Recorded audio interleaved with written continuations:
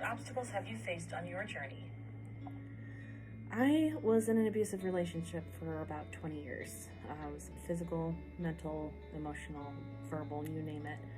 And I was also during that time forced to be the sole provider for the household.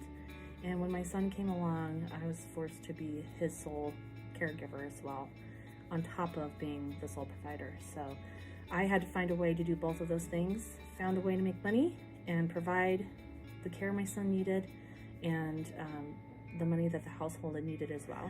After several attempts and near attempts over several years and trying to leave my abuser, I finally was able to work up the courage to do it. It was not easy. It's not an easy thing to do for survivors of abuse to leave those situations. So I finally did that in the spring of 2021. And during that time, I lost everything in the divorce financially. I was forced to move 2,000 miles away and start my life all over again at the age of 37. I want to make a career in the professional beauty industry because I want to be able to give back to people, specifically for abused women coming out of that situation. It's very scary. You have a very low sense of self-worth. I want to give my services to these kinds of women to help these women regain their confidence and regain their sense of self-worth that has most likely been destroyed and probably has been destroyed.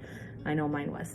A part of the industry that drives my passion is the relaxation and the peace that somebody can get from having facial services, overall adding to their sense of self-confidence and peace. I know for myself, when I would get facials, when I was going through my situation and leaving my abuser, it was instrumental to my mental health and my physical health to overcome what I was going through. To get a serious form of self-care. It's very real, it's very healing, and I'm a huge proponent of that. I chose this profession because of the amount of peace it brought me to my own life and the confidence and the healing that it brought to me. And I want to be able to give that to other people. I enjoyed it so much that I want to just be able to give that feeling back to others. The cost of the move and the cost of the divorce was very hard divorce. It was very nasty, a lot of legal time involved, and it left me financially devastated.